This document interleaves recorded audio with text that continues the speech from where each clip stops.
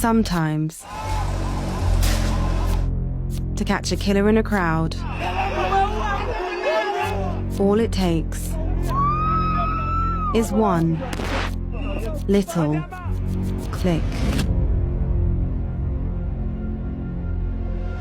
In June last year, blood was spilt on the grounds of Kenya's parliament.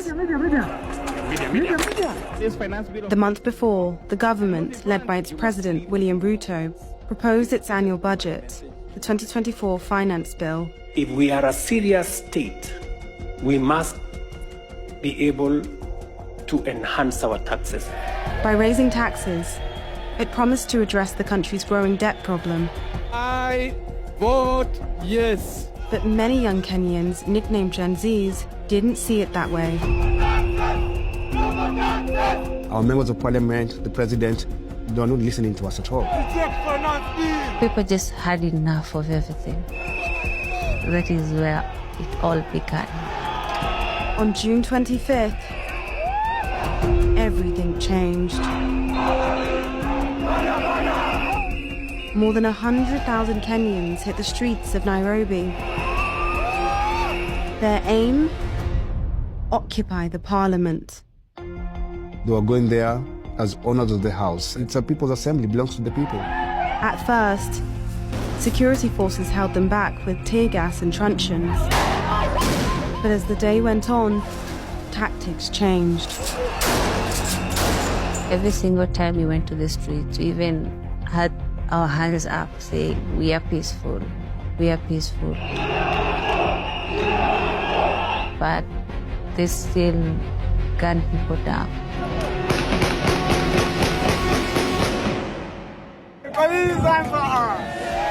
At least 3 young men were killed at Kenya's parliament.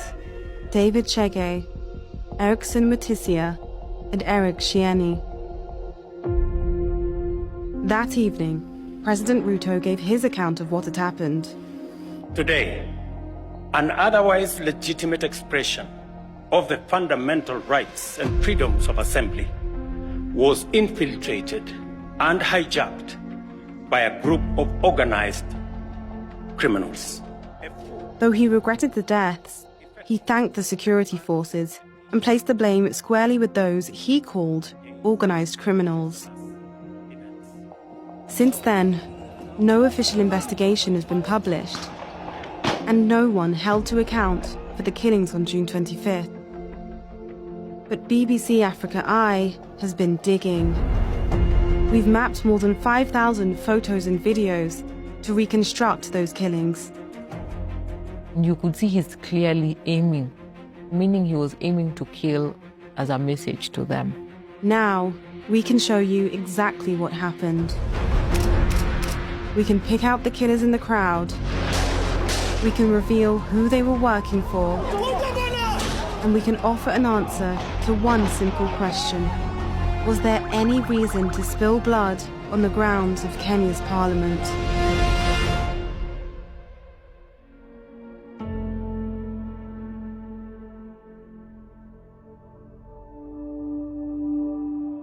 When I came into office, I told everybody, tighten up your belts. I am not going to preside over a bankrupt country. I am not going to preside over a country that is in debt distress. In 2024, the government produces another finance bill. Taxing basic commodities, so people couldn't afford them anymore. Over the past decade, our tax revenue as a share of GDP has remained stagnant. This stagnation is a cause for concern. It's already really hard for everyone as it is, and the taxes are going to make life much harder for all of us. The whole principle is that you must live within your means. We have billions of Kenyan shillings lost in corruption every single day, and no one is held to account. The differences between how the common citizen is living and how the political class is living is... People are just pained, and our members of parliament, the president, they are not listening to us at all. This committee did indeed listen to the people of Kenya. From the VAT that was proposed on bread, to the border sector, to the eco levies on diapers, on sanitary towels. There was anger that was expressed yesterday on the streets. And we start this hour in Kenya, where the security forces have clashed with hundreds of protesters opposed to tax hikes put forward by the government. It was a Gen Z protest to begin with, young people. The protests, they're not only in Nairobi, they're across the country. For the first time, it was the Kenyan people, the working class, and the middle class, and the lower class against the ruling class. Even when we were on the streets, they don't understand why we are there. We did the first protest on the June 18th arrest, June 20th arrest, and then we said on the 25th, we are coming back to occupy Parliament. The atmosphere was extremely tense, but no one really anticipated what would have happened on 25th. Honorable members, we have quorum to transact business. June 25th, 2024. Yes, order. 9:30 a.m. at Kenya's Parliament. We are dealing with a very important issue of the finance bill. Inside, MPs are filing in for the last reading of the government's finance bill. Outside, it was a party. It was a beautiful party. Kids came out with Bluetooth speakers and their water. It was a carnival, the entire city. There was no destruction. There was no violence. There was only one goal. When we started reading the bill, we'd go to Parliament. I'd look at every corner and every side. I really felt that this was it. This is something this country has never seen before. I saw hope. My name is Ademba Alans. I'm a journalist by profession, currently in school. On June 25th, for me it was just a normal day. I knew people would just be there, shout, Ruto must go. People are live streaming on their TikTok, on their Instagram. And now the media is here. These things are being live streamed on national TVs. That's when I realized that it was going to be serious. Honorable members, do we put the question? By the time voting begins, will as many as of that opinion say aye? Numbers have hit over 10,000 in central Nairobi. But said, you know what, we're going to go all out. We felt this was possible, we would finally occupy Parliament. But the police have other ideas. Now the numbers start getting bigger and people actually start getting arrested. The police are everywhere. They're trying to push people back. People start confronting the police officers, not fighting them, but asking them, why are you arresting us? We are peacefully protesting.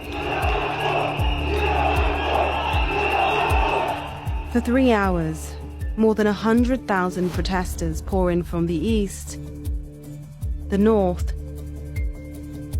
and the west. They unite and push towards their target, Parliament. We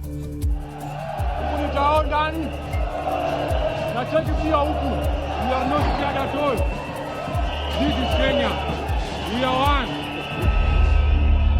Order, honorable members, order. Despite the chaos on the streets, MPs are still in the chamber. I vote yes.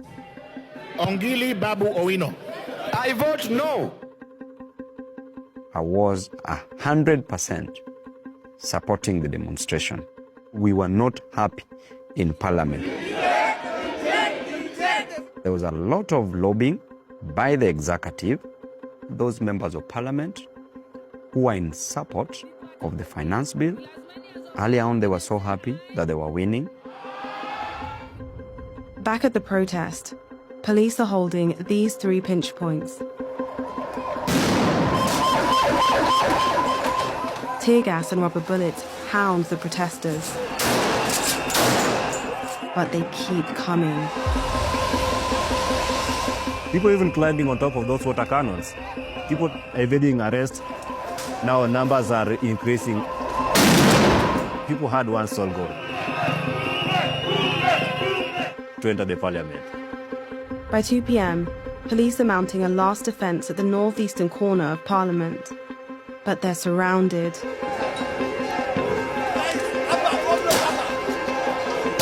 Inside the chamber, Honorable members, something big is about to happen. ayes 195, nays 106. The ayes have it. The finance bills voted in. Opposition MPs storm out. I said I will join the people. Word instantly reaches the protesters. After some of us getting arrested and being beaten up, they still pass it to be an actual bill. Now, this is when everybody is saying that whatever happens, we are going to enter the parliament and show the MPs that we believed in what we were fighting for. At 20 minutes past 2, they break through. It is happening, guys! It is happening!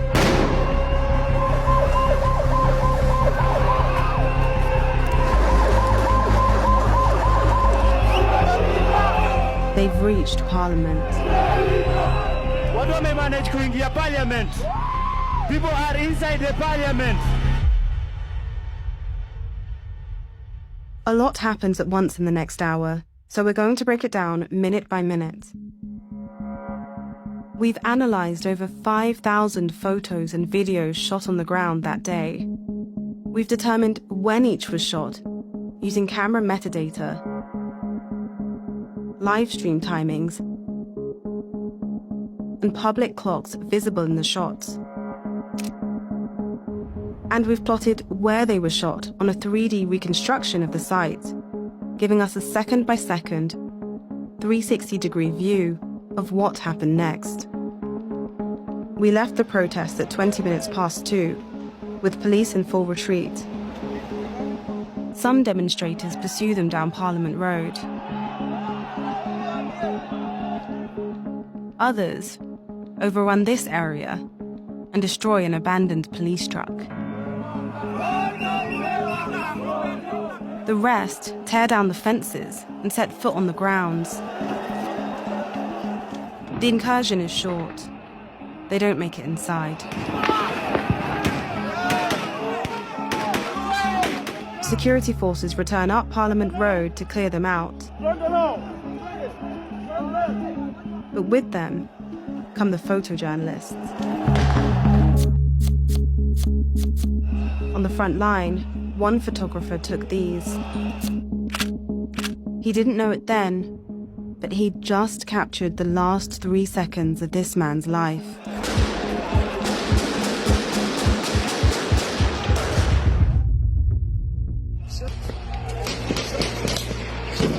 Seven men are hit. The people now saying, they've shot people, they've shot people. Edemba tries to reach them. Now you're just there, you are also crying, you are terrified.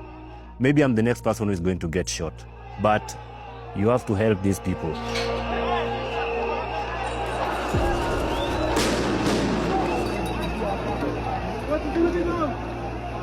But for 2 of those men, he's already too late. There was a guy next to me, was in white overalls. I don't know where he's shot, but he was shot. You could see blood.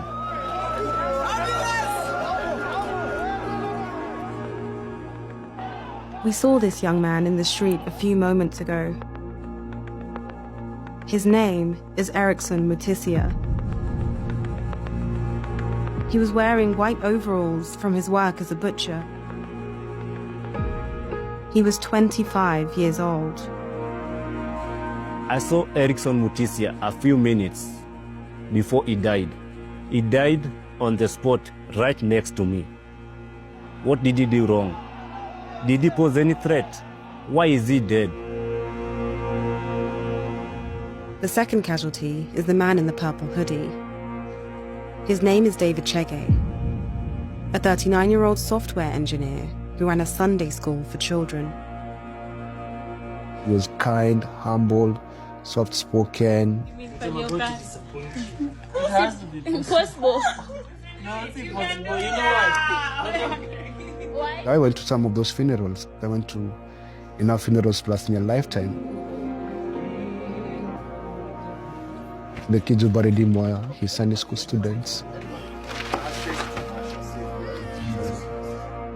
And everyone had dispersed.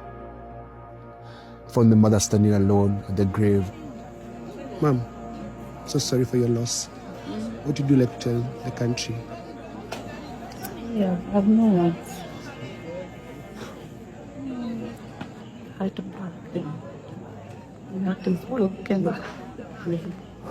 actually think that was the last funeral that I went to. I couldn't handle the more mothers breaking.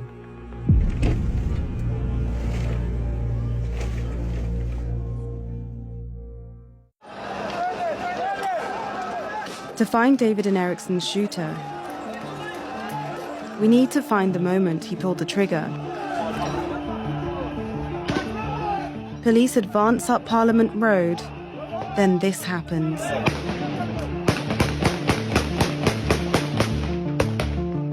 It's not clear at first, but look closer.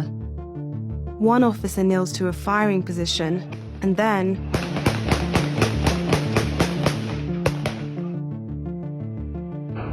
this protester goes down,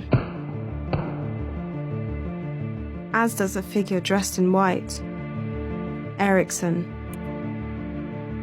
To see David, we need to change our angle. If these shots hit him too, that officer's 50 meters from the pair as he takes them. And it just so happens one journalist was filming in the right place at the right time.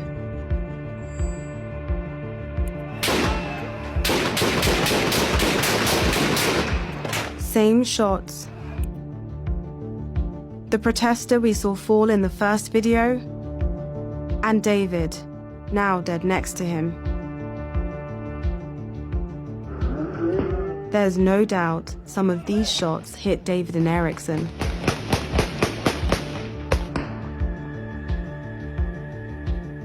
Meaning this man is the one who fired them. But how do you track a man with just a photo of his back? Look at the uniforms. Different weapons. Different body armor. Riot shields. Headgear. And in his case, an upturned neck guard. His features single him out in a video shot a minute later. A perfect match.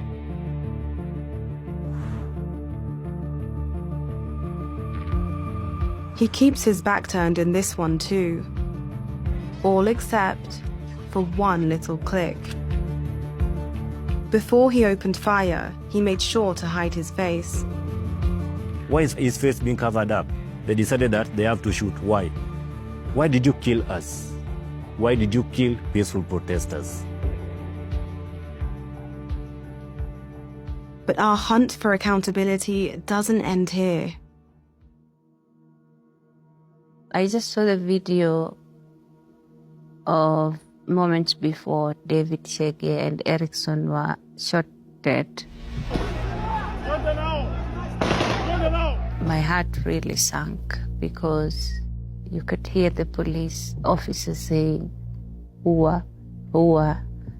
It's a Swahili word which means to kill.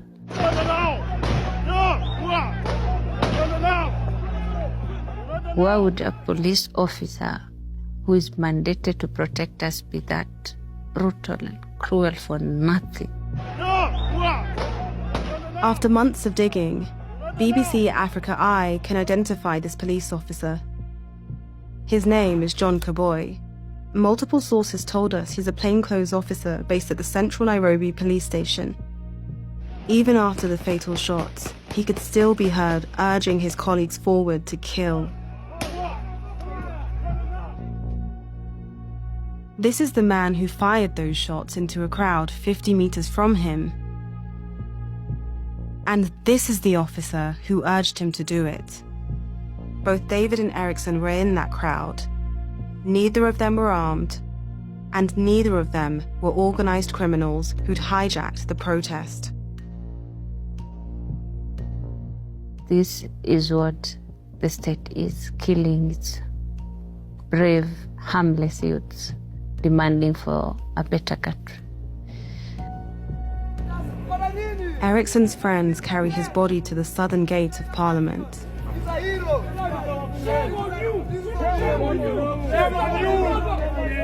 Through its bars, MP Owinu tries to console them. These gentlemen were genuinely fighting for their lives.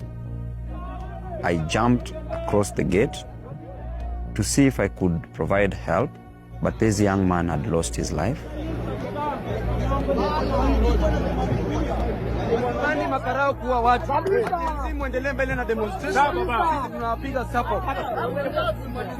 From that moment, the Gen Zs were very close to Parliament. The only thing that they could fear was fear itself. And they say that enough is enough.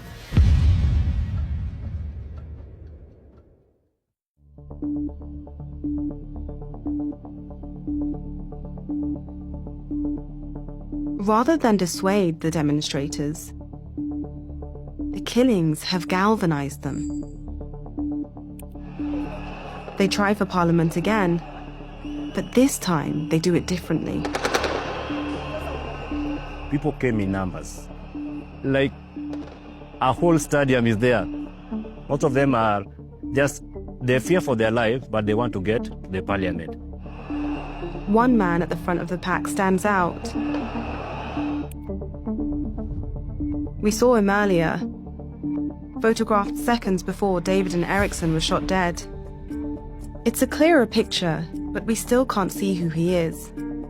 But in this one, we can. No jacket, but the gloves are the same.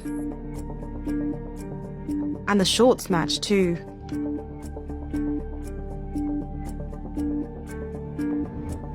His name is Eric Shieni.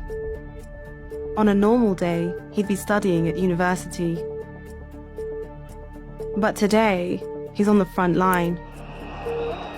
They were not running. They move, walking, then they squat down. The guards were overwhelmed. There's nothing that they could do.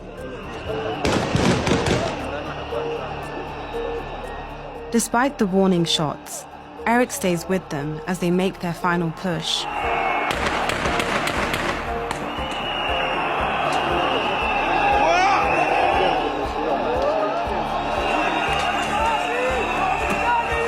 People now entered the Parliament.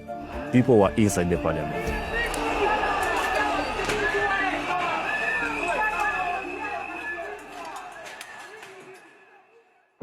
Once inside, momentum turns to mayhem. The damage is in the millions. Even the chamber is breached. Mr. Speaker, sir, I'm here to address you. You must go. Ruto must go. The last MPs who were just in that chamber evacuate. Those MPs were so scared. Some were running through the tunnels. Some were getting into ambulances, trying to escape. The destruction is severe but short-lived. After 5 minutes, they're leaving. Maybe it's an adrenaline rush or something, but your brain telling you that somebody is going to die. There's Eric. Something spooks the crowd.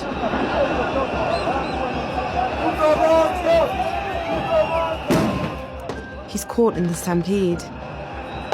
And we lose him. Ademba's right. Somebody's going to die.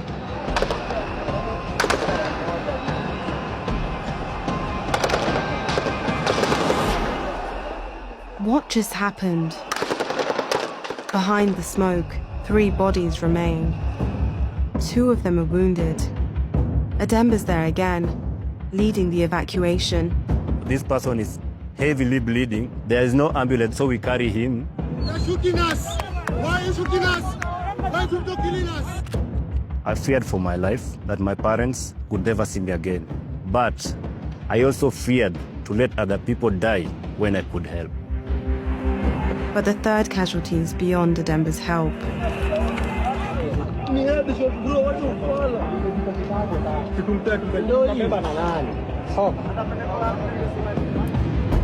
A bullet's torn through the cap and its owner, Eric.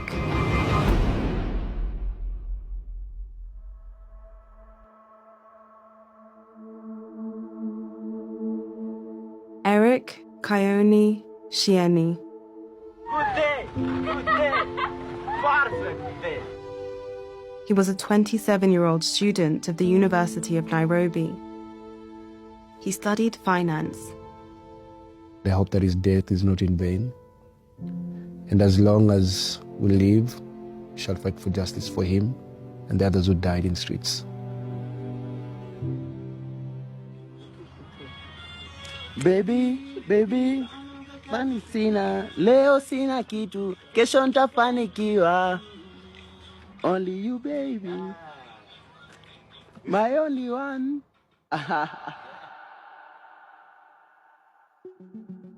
Everything we've seen up till now leads us to one question. Who killed Eric Gen? If we followed the trail of evidence to the fatal shot, we can find the man who fired it.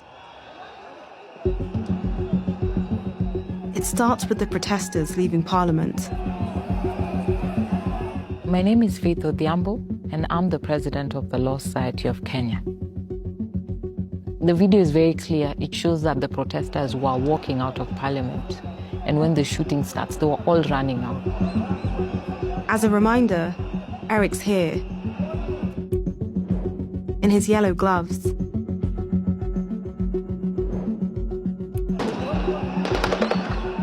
We lose him for a moment,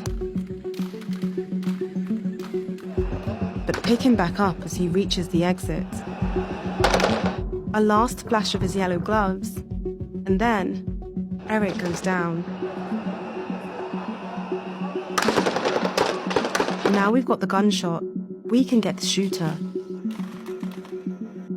At first, the bedlam obscures any clues. Then this man steps into frame. You could see he's clearly aiming. So meaning he was aiming to kill as a message to them. Have a look from another angle.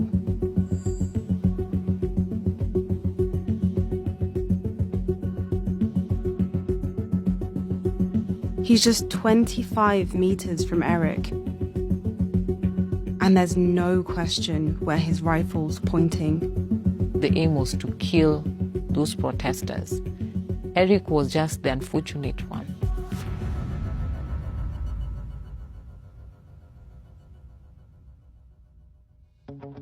With this video alone, our trail to the shooter looks like it's ending. But like the last one, this one's got a giveaway. His uniform. A white shoulder patch, a matte green helmet, tan boots,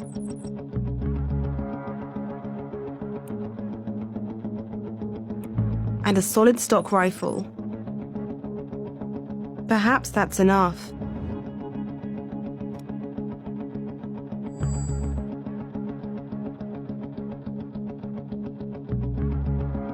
Three minutes after the shooting, a photographer caught these.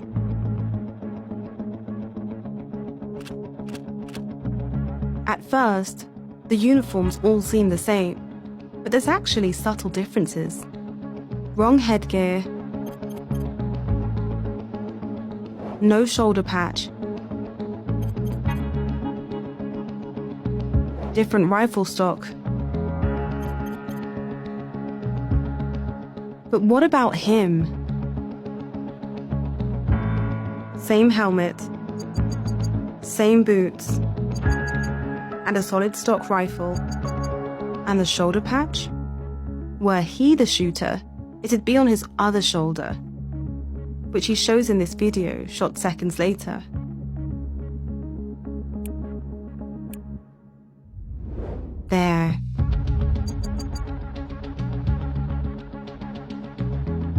We scoured through more than 150 images of the scene, taken within 10 minutes of the shooting. In all of them, only one man matches all the criteria on this list. Him.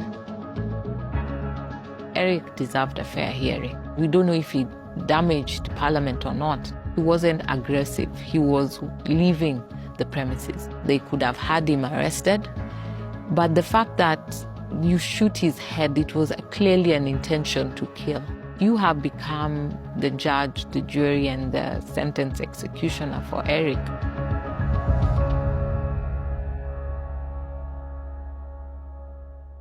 Our suspect wasn't there by mistake.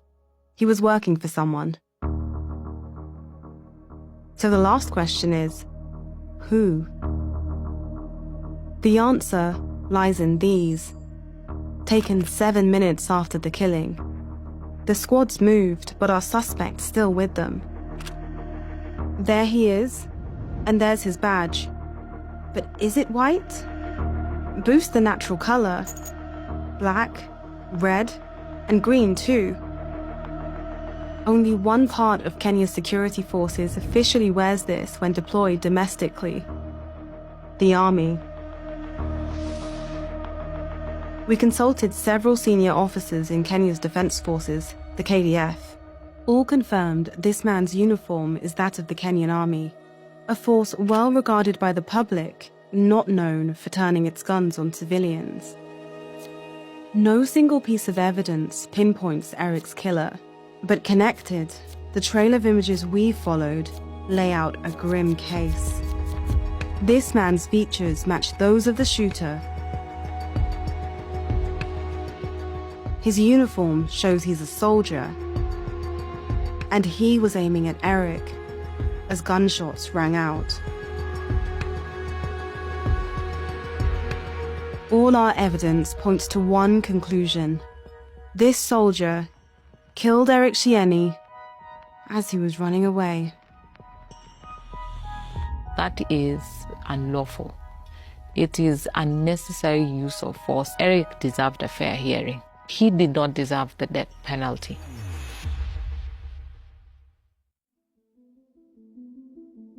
It was very terrible that day. Let me just breathe because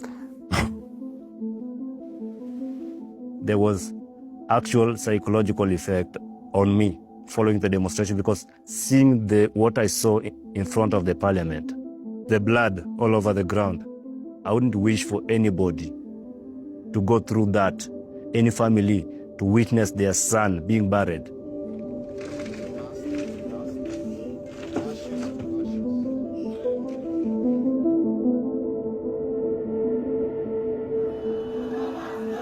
More than 2/3 of Kenya's counties held demonstrations on June 25th.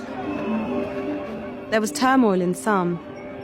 Shops were looted, buildings torched, and an estimated 30 people killed. The account President Ruto gave on June 25th painted some of the protesters as organized criminals who hijacked the demonstrations. But for the killings at Parliament, the account captured on the cameras of those who were there is quite different. An account of impunity, of brutality, of blood. The individual police officers that were caught on camera shooting. How do you sleep at night? There's a mother who wakes up every day crying because she lost her son. How do you live with yourself? The next day, President Ruto backed down. I run a government, but I also lead people. And the people have spoken. I concede. And therefore, I will not sign the 2024 finance bill. That becomes our collective position. Our country is recognized. We are all one and we're all Kenyans. And we are fighting for the same thing. A single spark of defiance from these Gen Zs were able to change a whole trajectory of a country. You must listen to the heartbeat of the nation. You're killing us. We're going to demand for accountability and justice. We're never going to give up. We, the citizens, have the power, not them. We have a generation that once they believe in something, they will do anything for it. If you believe in something, just fight for it.